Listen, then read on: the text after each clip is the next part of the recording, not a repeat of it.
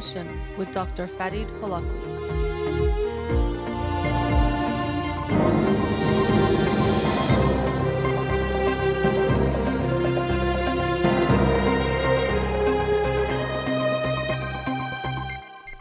Good evening. Welcome to In Session. I'm your host, Dr. Farid Holakouee, and I'll be with you for the next hour here on Radio Hamra. Doing Instagram Live for the show, so not taking calls, but you can follow me on Twitter or Instagram or like my page on Facebook to get updates on the show or suggest topics or books for the program.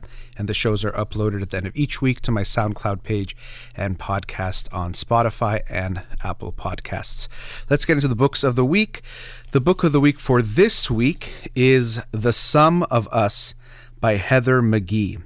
The Sum of Us, What Racism Costs Everyone and How We Can Prosper Together. So I just heard about this book. I think it came out about a week ago. And so Heather McGhee is an expert in economic and social policy, and she's looking at how much racism costs all of us here in the United States. And I don't obviously know much about the book other than that, but it sounds very interesting. And I'm looking forward to reading this and sharing it with you for next week. So The Sum of Us, Sum, S-U-M, by Heather McGhee. Look forward to reading that and sharing it with you on next Monday's show.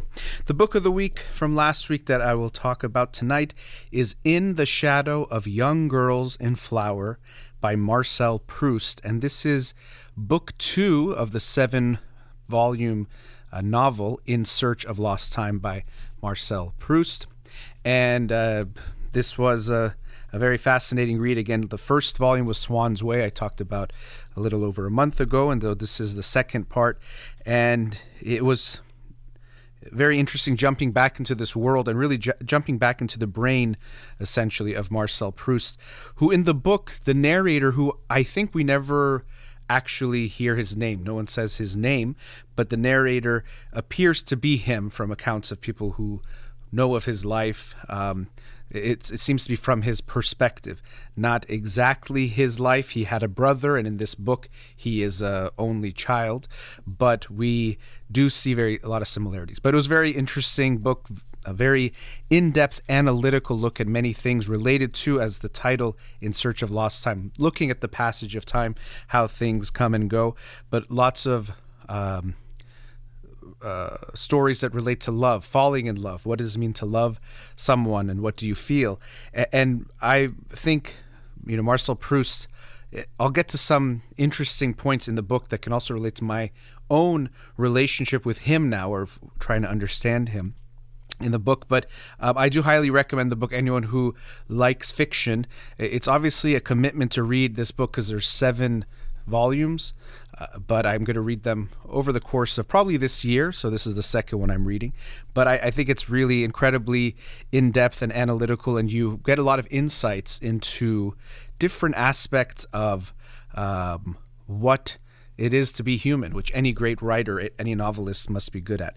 So what I mentioned about my own relationship with him or through this book, in the first book, we see that he likes this author named Bergot or Bergot, I don't know, it has a French pronunciation, which actually is not a real author. It's a fictional author, in this fictional book. But the narrator loves this author, and in the first book talks about how much he loves him. And now in the second book, he gets to meet this author. And so what I thought was interesting was he is so enamored and loves this person so much. When he finally meets the author, though, he's a little bit disappointed. In his mind, he's built him up so much, idealized him, and he finds him disappointing in a way how he looks, but also how he talks. So he goes to kind of like, I think it was a dinner party or a lunch party, and sees him and is very disappointed. And it was interesting because I had that same experience, not of meeting him, but realizing that we can idealize. And so when I'm reading this book, I'm imagining this is Marcel Proust. This is considered one of the greatest, if not the greatest novel of all time. So of course, these things that he's saying, everything must be so insightful, so important. It's so good. And so it's interesting that there was this connection that when I was reading him having this disappointing encounter or realizing how he had idealized someone, not necessarily based on who they actually were, but partially based on reading them and imagining what they were like.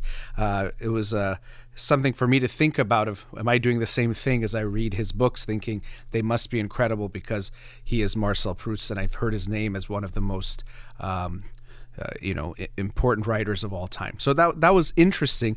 But also this theme of idealization comes up throughout the book, both when it comes to people falling in love with someone. So many times we see him as a young man just catch a glimpse of someone and fall in love or think he's in love.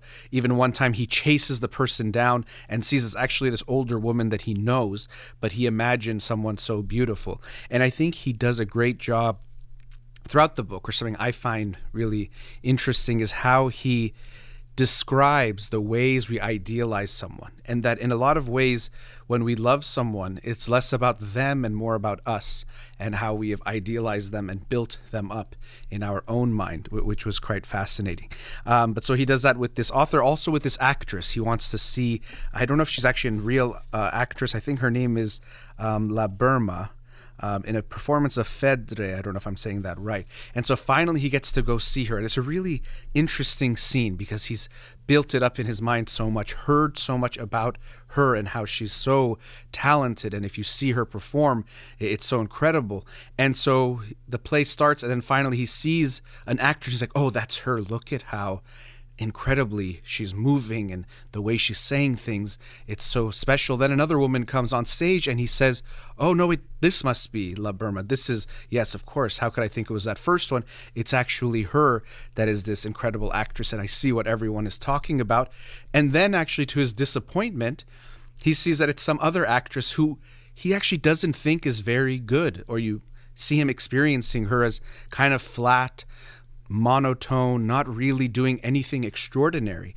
And so he has this cognitive dissonance where his idealization is crashing down and he's having a hard time keeping her up on this pedestal that he's built, so to speak. I'm paraphrasing and adding some of my own thoughts, so if you read it, you might see it a little bit differently, which is, of course, always the case.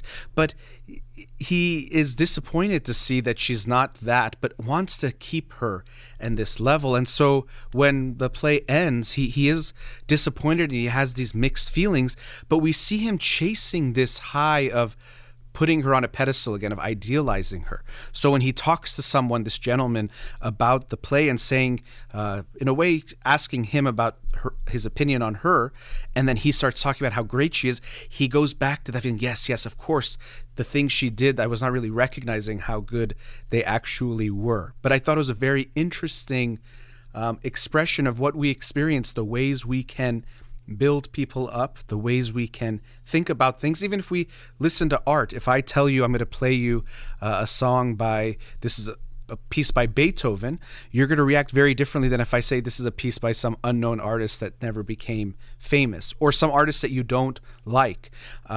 Even I've had this experience sometimes when you hear a song and you kind of like it, but then it's by some maybe pop singer or someone that you don't want to think you would like their kind of music based on how you've already judged them or seen them, and you kind of discount how good the song is. So I've definitely recognized I've done that. I'm hearing a song and I'm kind of liking it, but I'm like, oh, but I don't like him or I don't like her, so it makes me not want to like the song as much, which sounds strange. If we're just enjoying a piece of art, a piece of music, we would think it's about just enjoying it and the effect it has on us.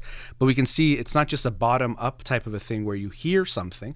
There's also this part where you are, based on your own judgments and things you want to like and not like, want to feel and not feel, we affect things. And so again, same thing applies when I'm reading this book or his books. I try to be aware of staying as objective as I can, knowing that I can't really be objective because I already think I'm reading a great piece of literature. This must be very good. He is a very good writer. So it does, of course, affect the ways I'm going to experience his book, as opposed to if someone said, here's this trashy book written by, someone that was not famous, it's not critically acclaimed, everyone said it's really bad. I'm sure if it was the same book, I would read it differently.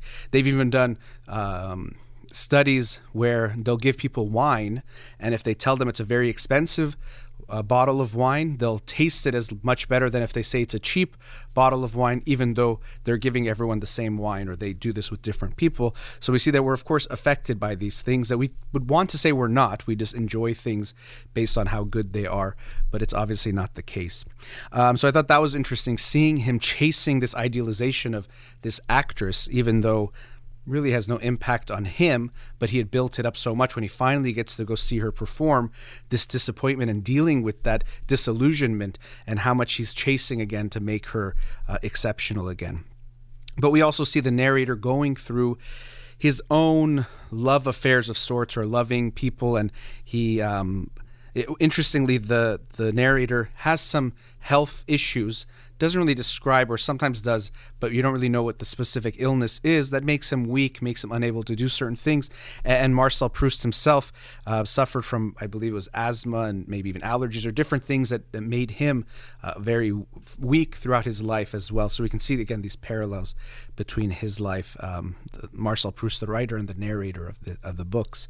But so we see him love Gilbert, I'm not sure how to say the names. It's always interesting when you read a book, you read the names and sometimes you don't know what the name really sounds like, especially here they're French.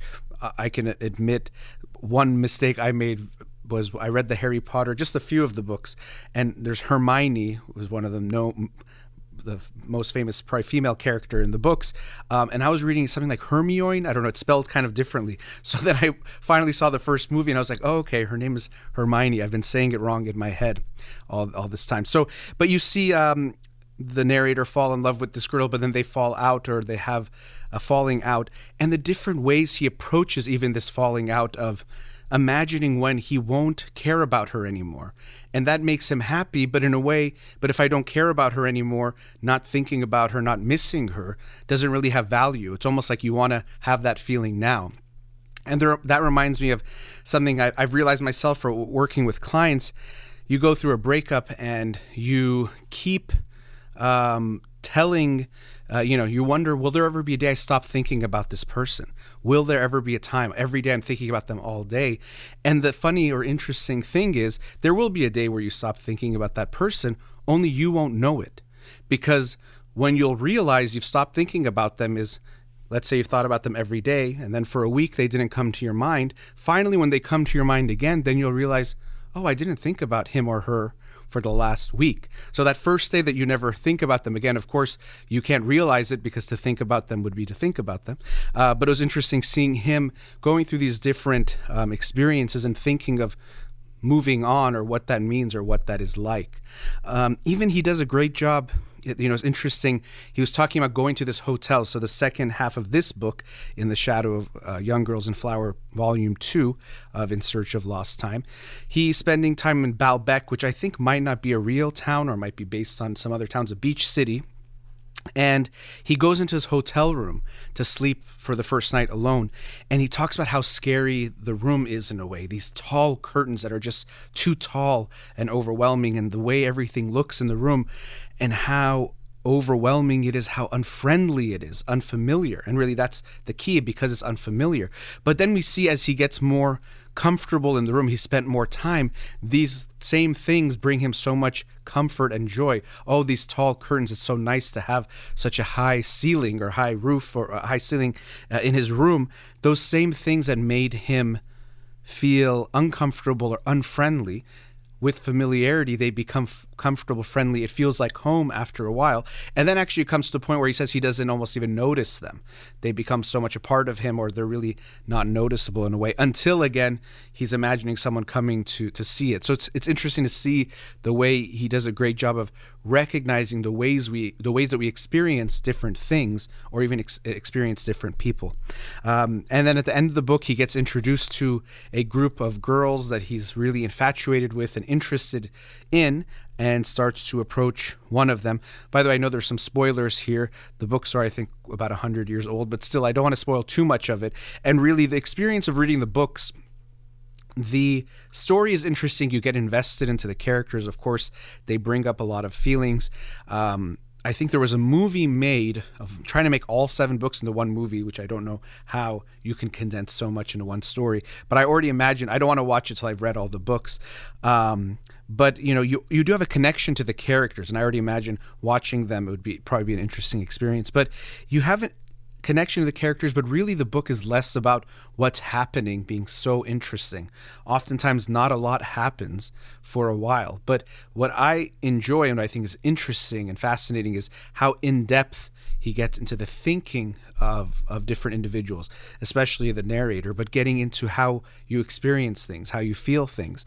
Out of nowhere, he'll just throw in an analogy that kind of is really surprising. And I was thinking about these metaphors and similes and why they're so important in literature, but in general, why we, I think, can connect to them so much. And it's because if someone can capture a feeling, but in describing something else, and they resonate, it gives you a really good feeling when you can feel that connection. Like I think one time he's talking about one of these girls giving a look, and she's looking at him, or I forgot exactly the context, but then she looks away, or the look leaves her face and then it comes back. And he says, I think something like as if, the moonlight and then the clouds cover the moon momentarily, but then it comes back. And it was just, it kind of hits you like, wow, that's such an interesting and beautiful way of giving that same feeling. And we can imagine that feeling of when you're out and you see the moon and it's beautiful and some clouds cover it and then go away, and then you see that brightness of the moon again, the similar experience of seeing this person's face, or just the concealment and the revelation again, was quite fascinating. And he's obviously, as any great writer will be, a king of metaphors and different ways of analogies of expressing things.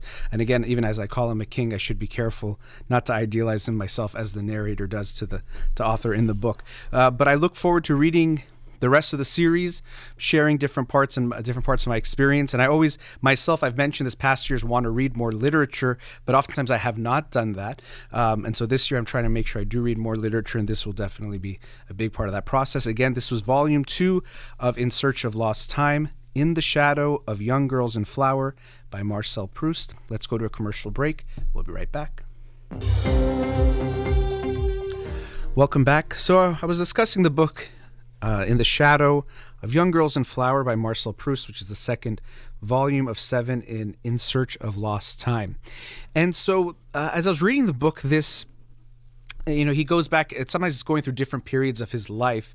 This book primarily, it seems to be in his adolescence. You never get a direct statement of his age at different times. So sometimes I have a hard time knowing, especially in the first book, was he a young child, an older child? But you don't always exactly know. But because he's, you feel that he's looking back at his life in some way, it made me think of this idea of regret. And it was interesting. I thought of this, and it was maybe because things in the book were triggering it. And then he talks to someone, the narrator, this painter, and the painter, I believe that's the part where it comes up, actually talks about regret, or it's discussed. And so, it made me think about regret and how we think about regret. I've heard people say, for example, a very common thing you'll hear is, I have no regrets. I remember, I think it was a Madonna music video. At the end, she said either absolutely no regrets or something. But it's a thing that people like to say in a very confident way. And like many issues that I talk about on the show, I want to look at it not as black and white, but look at the complexity of regret. So even what does it mean to regret something? It means that something that has happened now, if it's something that's out of our control, that's one thing. But usually we're looking at it from our own perspective of what we've done and feeling bad about some behavior we did, or sometimes it's something we didn't do, but in our past, and that in some way we wish we could do it differently. So one of the reasons people often give when they say, I have no regrets, is that they say, and it makes sense to say, I don't have any regrets because everything I went through has led to me being the person that I am today. Which does sound good, and I think there's something to that I wouldn't say we should reject that. But I think that's why people don't want to say they have regrets. Because if I say I have any regrets, that means in some way I am saying I don't accept this version of me. I should be different than this, which I don't think has to be exactly the case. But I think that's one of the reasons why people don't like to say they have any regrets. One, I think it's because we don't like acknowledging mistakes in general. People don't like to say they did something wrong or I made a mistake. So there's that aspect of it for sure. But I think another part is that they think they're saying in some way, I don't accept me as I am. Because if everything I went through led to me becoming who I am today, then if I have regrets, that means I want to be different than I am today in some way. And I think these things are always complicated, these counterfactuals of who would I have become if I did things differently, if my life took a different course, if I didn't take this action or that action. We can't say we exactly know. So I get the thinking of it, but it's really hard to say what would have happened. And I also think if we really look at it, to think whoever you are today is the best possible version that you could have become of yourself might be a little bit short-sighted, or just our way of trying to comfort ourselves. But I don't think any of us would think that's true, that we couldn't have become maybe a better version than we are today had we done some things differently, taken different actions, put more time into some development of skills or learning about ourselves or doing different things to better ourselves. I don't think any of us could say that we've done every possible thing throughout our life to become the best version of ourselves. But at the same time, hopefully we can accept the person that we are today. But it doesn't mean we have to say that version is perfect. So another thing that I think is almost ridiculous is to say that you couldn't have done anything better in your life than you have done. It's kind of meaningless to really say that. No one actually would say that, but in some ways, when we say we don't have regrets, that's kind of what we're saying. And that's the part that I don't think makes sense. If you hurt your child in some way, you would say, I'm not going to change that. I have no regrets. I would be okay with what I did. I would hope you even can regret that, knowing you still might be a good father or mother, but that you can regret some of the things that you did with your children, even in trying your best. We shouldn't think that it somehow makes you less of a person to acknowledge that. Just like in anything, if you don't acknowledge mistakes or acknowledge that you could have done better, that to me is a bigger problem. I sometimes work with parents in therapy, and I've heard before they'll say things like, oh, I'm a perfect mom. Believe me, I'm a perfect mom or a perfect dad. And that doesn't tell me they're a very good mom or dad. It just makes me aware that they're not aware of where their own weaknesses and shortcomings are in their parenting. It doesn't say they're stronger as a parent. If anything, that itself would mean a weakness in their parenting, that they're not aware of what they're doing wrong, how they could be better. It would in some ways say that they didn't improve over the course of being a parent, of learning from things that they have done, none of which would actually be a strength. But we at times think that if we're not doing something perfectly, or if we acknowledge mistakes, we're somehow acknowledging something bad or weak, or that we are bad, rather than that we've made mistakes and we've tried to learn from them. Another way of looking at regret, which I think is important, is would I do that same thing again? And so this is where I think it's kind of ridiculous to not have regrets in that way. If you were put in the same situation again, would you do something that hurt someone else especially? Now, hurting ourselves, that's complicated, and we could take full responsibility for that. But is it okay to think we hurt someone else and we would do that again? I remember, I think it was, I don't know his name, but the guy one of the people who created The Secret, and he got a lot of fame and notoriety, and then he did these retreats where people would go into these sweat lodges and do different things and have these experiences. And on one of those retreats, it got too hot, and I think at least a few people actually died. And I remember seeing this documentary on him a couple years ago, so don't quote me exactly on everything, but I remember, I think at the end they played this, which was really interesting. I think it was smart that they put it at the end because it's powerful. They asked him if he had any regrets about that. And he said something along the lines of what I said people often respond of, no, because if that's what I needed to learn those lessons, then I don't regret that happened, which to me is just kind of crazy. Again, I don't know exactly that's what he said, but when people say things like this, to me it's surprising to say that people should have died for you to learn some lesson or for you to grow. That was the only way. There was no other way for you to learn that lesson. Or maybe even if it would have taken longer, isn't that maybe more fair than for people to have died for you to learn your lesson or to grow from that? So I think I get the sentiment of saying I don't have regrets. And even in the book, the person was saying something like that in some ways of, well, making mistakes and going through things, that's how you grow. And that part of it I like, to recognize the mistakes that you've made, or to go through things, make mistakes. I was encouraging parents to let their children make mistakes because they need to go through things themselves to learn and grow from them. So here's again where it gets complex. What's something we should experience and grow from? What's something that we should not have done or we should do differently? I don't think it's so black and white, but I think it's something worth thinking about.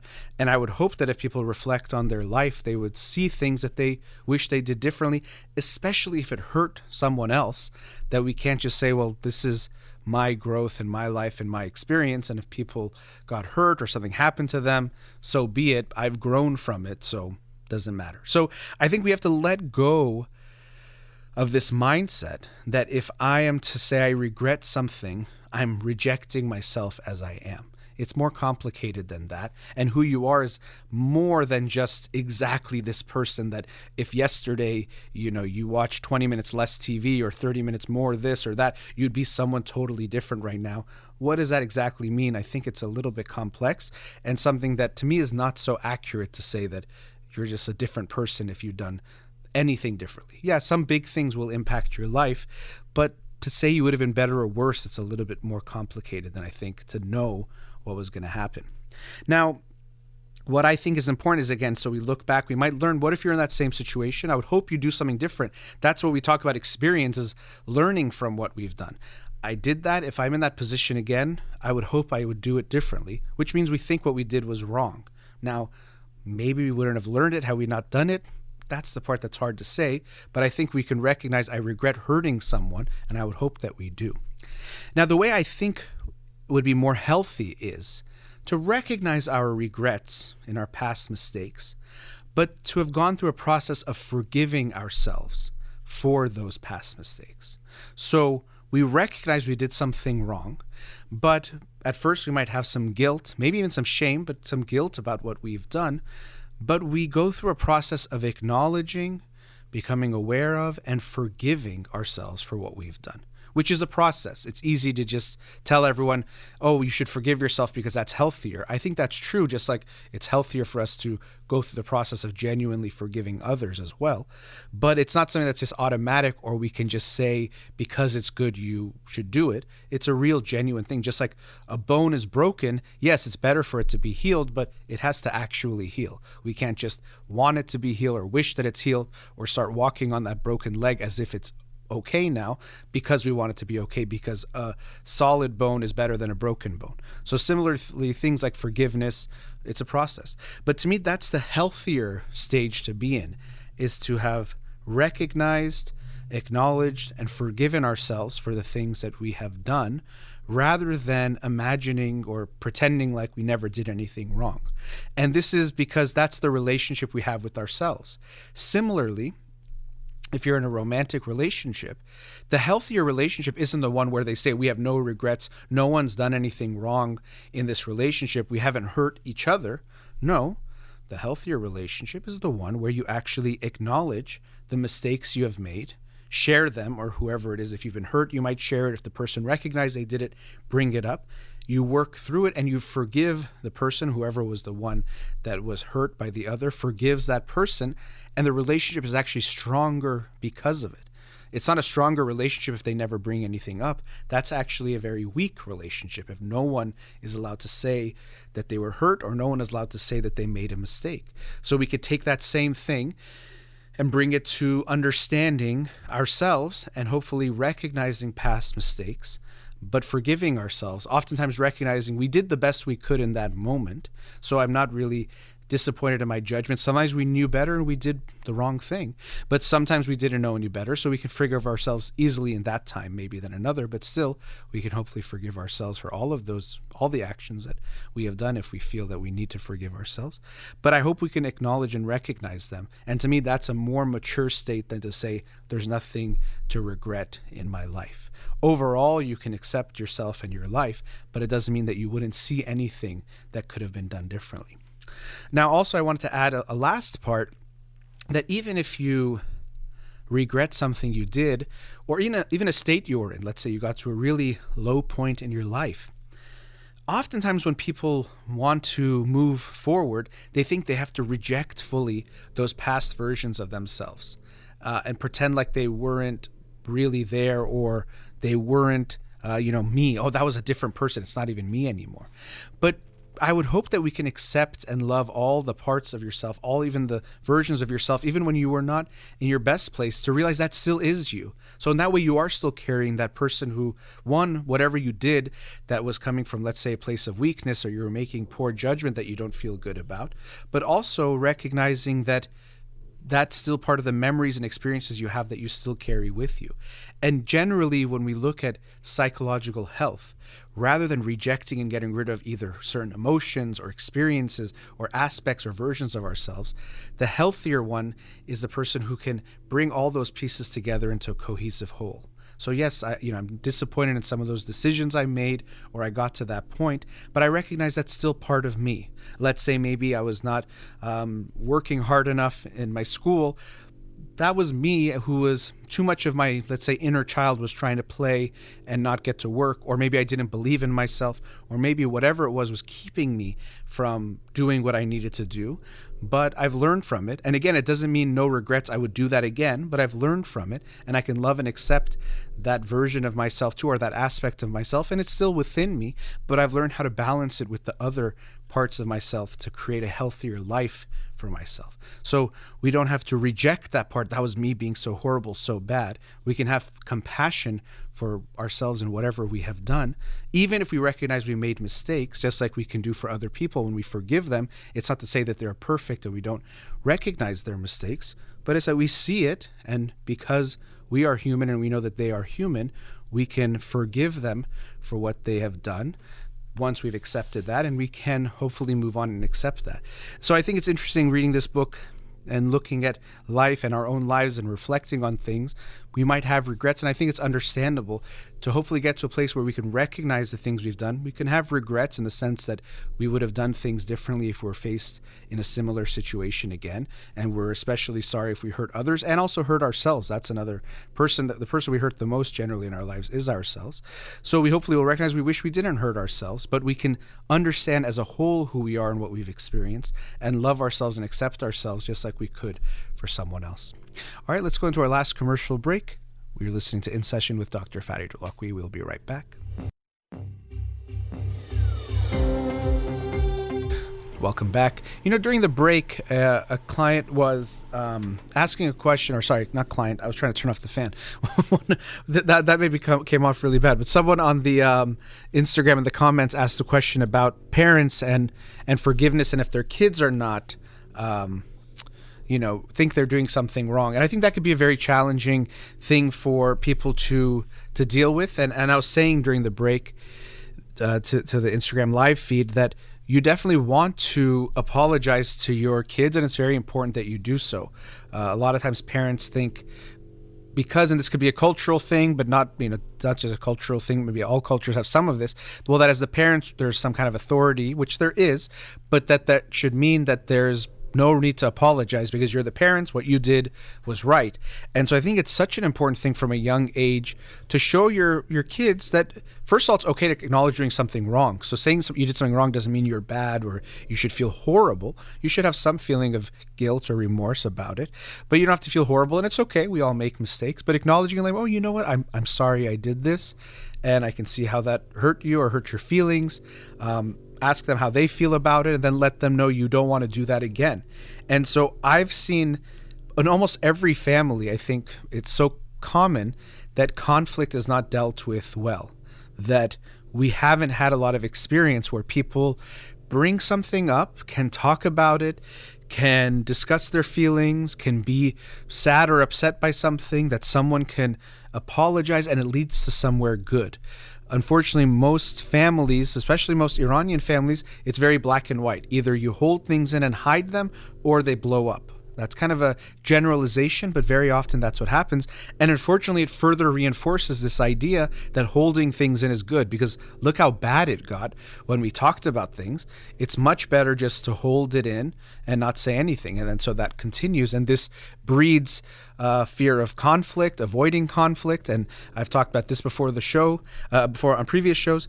Avoiding conflict is avoiding closeness. You can't get that close if you are not willing to embrace and have conflict. So it's very important to show your kids, and actually in the book, I think it was in Think Again by Adam Grant, he talked about how actually when, it's not about if you fight in the families, it's how it's dealt with. So if it's dealt with in a healthy way, it's actually good for there to be conflict, even if the kids see you disagreeing as parents. If it's done in a respectful, calm way, and especially if you can show them a resolution, that shows them that, conflict is this. It's actually a good thing. Conflict is necessary. Conflict is indispensable to life. How can we always want the same things, agree on everything, feel good about everything? It's just not possible. So we have to accept right off the bat that there has to be conflict in our relationship for it to be healthy. It's just natural. And if we don't have it, it's actually something unnatural. So I'll joke with couples that come in sometimes and they'll say, we've been together for 2 years and we've never fought before. And I say, I'm sorry to hear that, because that's telling me something's wrong in the relationship if they've really had no arguments. Now, when I say arguments, I don't mean you have to yell and say mean things. No, there's never, you never need to have any disrespect or any type of aggression in that sense. That's actually unhealthy. What I mean is there has to be disagreements. There have to be things that we bring up that we don't like. That's just natural and normal and necessary. And I think parents have a big responsibility, so many responsibilities, but another key one that sometimes can get overlooked is having healthy conflict in the home, which is, as always the case, as parents, you have to first look at yourself and your own feelings about conflict. Do you avoid it, which most of us do? How comfortable are you with it? Do you not want to bring things up because you don't like it? It makes you feel uncomfortable. Do you bring things up in a passive aggressive way? That's not good, and your kids could pick up on that. So you have to deal with your own issues related to conflict and potential conflict avoidance and fear of conflict, and then try to make that a healthy aspect of your life, that it's okay. And that's why you have to make it okay for your children to let you know they're upset with you. And a lot of very authoritarian type of parenting styles and traditional parenting styles in most cultures, including the Iranian culture, has this authoritarian mindset where who are the kids to say something to the mother or father that they are upset about something they did? And I think that's actually very unhealthy. You definitely are the authority as the mother and the father of the kids, and you have to maintain that role, maintain that structure, even maintain some of that power in order to make the family run and give that security to the children. But what I think is important is that we recognize that power that you have should be used in service of the children, not to serve your own ego or your own needs. But unfortunately, power tends to make us want to take advantage of it for ourselves. Okay, I have this power, so I can tell the kids to do whatever I want to tell them, and I'm never going to be wrong in this household, and I can, tell them to do things and they have to do it, but they can never say a thing to me. No, you actually should have it as, I have the authority to run this household. I have to use it as a responsibility to help my children grow, to develop, to become the best version of themselves. Just like a teacher, the teacher definitely deserves a level of authority and control over the classroom to make things run. But again, he or she should be using that in service of the children's education and development, not to feel good about themselves or for them to get some kind of attention or, to feel good about that. And we see that, and I've talked about this before on the show, that parents especially, you have to make sure you're not a dictator in your own home, because everything is set up for you to be one. You have power. There's very little accountability. There's a huge power dynamic, both physically, mentally, emotionally, in every way, over your kids. They feel much more dependent on you. You're not dependent on them. Of course, you care about them so much emotionally, you might feel dependent that if something ever happened to them, but they, from a young age especially, are literally dependent on you to live, so to speak. So there's a lot set up to allow you to take advantage of that power. So you have to be careful that you don't let that power get to your head or be used in the wrong way, because we know power usually corrupts. absolute power corrupts absolutely. So if you use or are given power, you have to be very careful in how you utilize or use that power. So thank you. That was a question that came up during the commercial break. But, since I mentioned power, there's something I wanted to talk about related to power. So this also came to me when I was reading this book about regret, when I mentioned things like that. We talk about the power of the mind. And it's an interesting thing. I mean, I think, of course, that the mind is very powerful in the ways from placebo effects and how they can affect nocebo effects. There's so many different ways that our mind can do so much, good and bad. But usually when people say the power of the mind, they a lot of times will use it in the sense of saying, now I'm capable of doing something. And what I think is interesting is, and I think it makes sense in some ways, but it also has some level of being paradoxical. Because so what they're saying is like, I've realized I can actually do this great thing. I'm reading this book, let's say, so I can write the novel that I didn't think I could write, or I can do something that I thought impossible. But what usually is happening is, although yes, now they've gotten to this point where they've let the power of their mind do something, what we sometimes are missing is the sequence of events, which is at first what happened was they actually were limiting themselves using the power of the mind also.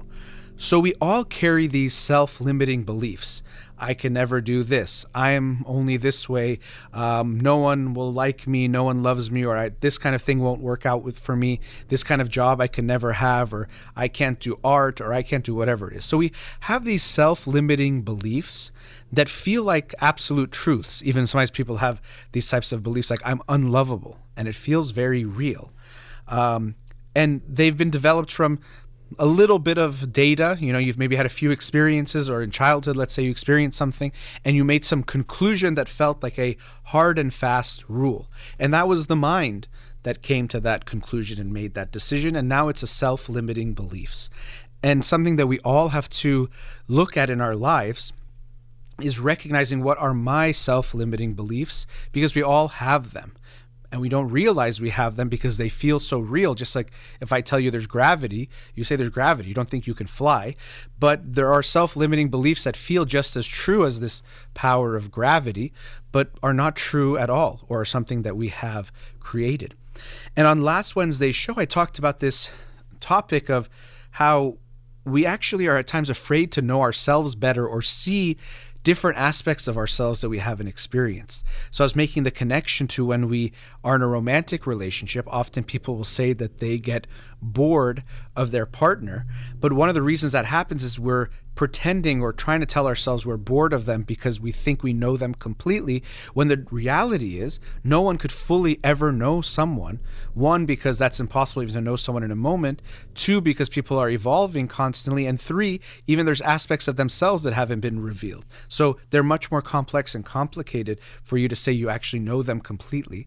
But to give our sense a sense of stability and security, we tell ourselves, oh, I know that person. I know my partner completely. And in that way, we make them boring to give ourselves that safety. So we essentially trade passion for stability. But unfortunately, the result of that stability and security is boredom.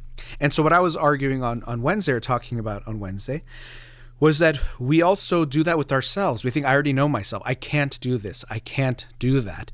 And part of it is that it's a little bit scary to get out of that comfort zone and try something new. What if you can do this and now you know there's going to be some pressure to do that because you have this skill or this talent? Or you're telling yourself, I can't be in relationships, partially to protect yourself. But now if you do, you have to deal with all the anxieties that come with being close to someone. So I think we definitely use this as a way of staying in our comfort zone, telling ourselves, I already know me. I know I don't like that. I can't do that. I would never do that. I wouldn't enjoy this. Things that we haven't done before, predicting. And we know very often as humans, we're bad at predicting what we're going to feel when something happens, affective forecasting. So they say, oh, what would you feel like if you get that promotion? And you say, oh my God, I'm going to be over the moon. And maybe you're not that happy, or you're actually even happier than you thought. Or what would you do if you had, won the lottery or became, had this like medical illness? And we project what we think we're going to feel, but we're actually not very good at doing it. So in life, we have to encourage ourselves to experience different things, because you sometimes don't know that you might actually enjoy something, or you might actually really be good at something, or really want to do something more, but you won't know until you do it. So coming back to this power of the mind, it's interesting for me because I was thinking about how there is something we're missing there, because yes, it is the power of the mind, but the power of the mind also is what created that limiting belief, that self-limiting belief that I can't do this thing. And then what we're actually doing is we're kind of taking those brakes off. So we're using that same mind that actually created that self-limiting belief to then take off that self-limiting belief and realize it wasn't true. It was actually something I was telling myself.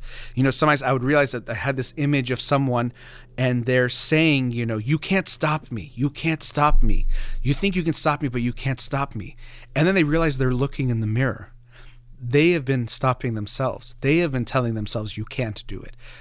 Tying their hands, not letting them, let's say, leave a room, imagining this kind of, you've been imprisoned and you can't do something. So very often we are the ones who are stopping ourselves more than anyone else is. Of course, there are real ways that people get oppressed and treated in certain ways and not given opportunity. So that's very real too. I'm not speaking about that.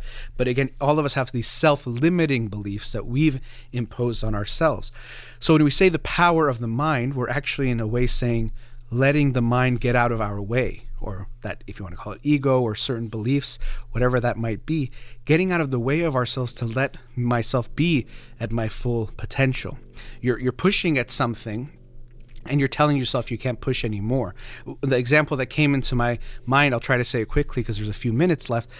I remember I would go to this gym. A good friend of mine, Sina, and his cousin Shirin, they actually told me about it. This is now years ago. And there was the different weights and things was all kind of machine weights. And on the bench press, I would do it, and I would do like 220, and I thought it was pounds. And 220 pounds bench press, if you're doing it, 8 times, which is what the reps were at that gym, and then lowering the weight, that's pretty good. And I realized I wasn't going past a certain number because in my mind, it was a lot. I went to like maybe 240, 260. I don't remember the exact numbers that I was at that point. And I felt like that's a lot.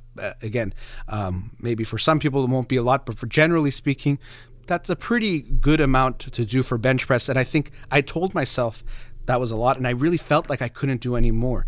And then I remembered maybe it even was Sina, or they told me that it's not really pounds. It's kind of like their own measurement system. And it wasn't quite kilograms, even though they were like I don't know if it was a Irish company. But anyway, it wasn't, but it was really not tied to weight. And when I was continuing in that gym, then I started going up and up all the way to the maximum, which was like 460 or 480, not pounds again. But it was interesting how I would almost, in some ways, doubled or close to doubled how much I was able to lift, because there was this self-limiting belief I had that this is already too much, or this is already a lot. There's no way I can go past that. But really, it was just based on what I thought was this reality, which wasn't the case. So in that case, in a lot of ways, we see how much we feel we can push, how much we feel we can do. We think now I've unleashed something, but interestingly, we're getting out of our own way. The power of the mind was what stopped us, and now we're using that same power in a way, or using that same mind, I should say, to take off that self-limiting belief and recognize I had more potential and I was limiting myself. So it's interesting when you say the power of the mind. Yes, it's very powerful, but a lot of times what we're talking about there is recognizing how the power of the mind was stopping us, was putting that belief. Now we're using that same mind to unlock that. So it is important for each of us to look at ourselves and recognize, what are those self-limiting beliefs I have imposed on myself? What is it that I've told myself I can't do, or I only can do this much? And sometimes we can even realize there might be reasons why, which I won't get into some of the things that might be happening, but being afraid to shine. When you're shy, you might be a threat to other people. When you do really well, you now might have more pressure to do certain things, or you get yourself in certain situations that might be a little bit scary, but you're limiting yourself in what you do and what you think you can do. So think about what it is that you're limiting yourself, where you came up with these beliefs. We can challenge them. The power of the mind made those beliefs. We can use that same mind to release ourselves from those beliefs and go further than we thought we could. All right, that brings us to the end of tonight's show. As always, big thank you to Amir here in the studio. You've been listening to In Session with Dr. Farid Holakouee. Have a wonderful night.